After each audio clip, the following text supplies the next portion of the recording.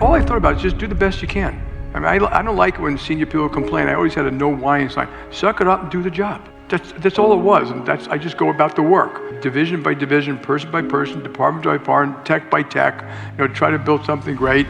I had my eye on jpmorgan Chase, and a couple of years I thought it would never happen because we were so small and not doing well. But 4 years later, we had done a good job at Bank One. The values were close enough. Bill Harris and I know each other. We merged the two companies. Then I had a dream that if we did it right, we could make this a great company. I'm relentless. Detail, facts, analysis, no bullshitting, no meetings after meetings. Share all the information, put it on the table, put the dead cats on the table. Go through system by system by system by system. Get out in the road, visit other companies. They all do things better than you. Learn, and be relentless about doing it. Big companies slow down, they become complacent, they become bureaucratic, all that stuff, arrogant, is the petri dish of politics. As Jeff Bezos says, that kind of stuff leads to stasis and death. And if you don't believe me, you look at all the companies who failed, huge, wonderful companies. And it was because of things like that. So I'm kind of relentless about driving stuff. Nothing's too small to care about.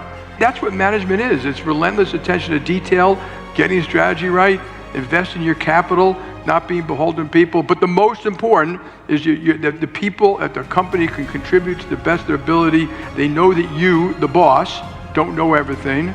And they know that you just want to do the right thing for the company, the client, or the community. And that's the only goal. There's no other goal. We don't pander to Wall Street about quarterly earnings or stuff like that. I've never spent any time in that in my life. Just try to do the right thing for the right reason and do it quickly. But I love what I do. I mean, it's not like, I don't feel like I have any regrets at all about doing that. And I feel, if jpmorgan Chase does well, I can help our employees, I help my clients, I help my communities, I help my country, I help the world, if I do a good job. I always tell people, if we don't keep jpmorgan healthy and vibrant, I cannot do those things. That's when the other side of that. You gotta lay people off, it's miserable, your life is terrible, and so I fight hard to make sure we're healthy and vibrant. And yeah, a lot of companies around the world, a lot of non-banks around the world went bankrupt. jpmorgan, we did a lot to keep people afloat. We took a lot of risks to do that. We worked with governments around the world. It was terrifying. The biggest unknown is geopolitics. And it's not like, and you have to be careful you talk about it. It's not like that's going to determine what the economy does in 2026, but it is a moving tectonic plate. Alliances, obviously there's terrible war in Ukraine, which we need to do as much as we can to help Ukraine, but aided and abetted by and Russia, somewhat by China. Those folks have told you what they want to do. They want to dismantle the system set up, they think, by America, but it's set up by the Western world. After World War II, it's been quite successful. There are a lot of forces at play. And, and people are going to have to choose, how they want to play this for now. So yeah, that would be my greatest concern. And that's about the future of the free democratic world. That's not just about America. The problem with regulations, when you talk to some people, it's always act like it's more or less. Well, and a lot of you deal with regulations. I think you can create more liquidity in the system, more capital uses, more lending capability, reduce rules and regulations which cause, when there's complaints about debanking and complaints about X, I think we could make the system better, work better, cheaper, work for more Americans, and safer. And what bothers me the most is when we talk about regulations, that no one ever steps back and say, what are we trying to accomplish? Or why do we want to accomplish it? And what's better, this or that? Because no matter what you do, there are pros and cons. So I take the system as, banks are very strong today, but take the system as a whole, we've gone from 8,000 public companies to 4,000 public companies. Is that what we wanted? Because that's what we did. We did it with no forethought, without even thinking about it. But it was, years of rules and regulations that made it costly and litigious and hard. And we let institutions like ISS and Glass Lewis, vote 30% of the shares in America. And so yeah, I'm quite concerned about that we get regulations right. We all want safe financial system, and safe food, and safe, but it doesn't mean you have to have endless regulations. Regulations should be reviewed and improved all the time, as opposed to what we do today. I put that in a lot of policy. We just add things on top of things. And if you look at policy in America, well, our affordable housing, it's all about policy. Zoning policies, permitting policies, housing policies. It's all about policy. It's got not a damn thing to do that people don't want to build homes or move into homes. And I could say something about a mortgage business. We made it more expensive because of rules and regulations. Education, we don't measure the outcomes of high schools and community colleges and colleges. How many jobs do they get at what income levels?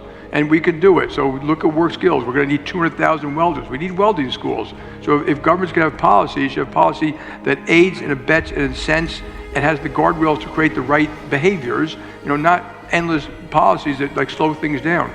A lot of the policy is done in the name of good. And that's what we do all the time. We're endless, rules and regulations that create these things. Policy, we need good policy. And we're going to be fighting much more for good policy this year at JPMorgan. Everyone I know, including the President of the United States, says we need an independent Fed board. Most people I know, including the President of the United States, speak up about their opinion, which they're free to do. Some say it more aggressively than others. That's their right.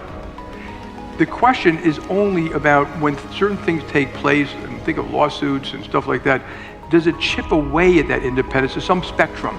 So you can say a little bit, you can say a lot, but you don't want to chip away too much, because if you chip away too much, in my view, this is my opinion, it will drive rates higher, not lower. That's all. But our deficit is almost $2 trillion this year. Our total debt is 30 trillion. That's going to be next year 32, then 34, then 37, then 40. It is not sustainable. It will not work eventually. I just don't know when that is. The best anecdote is growth.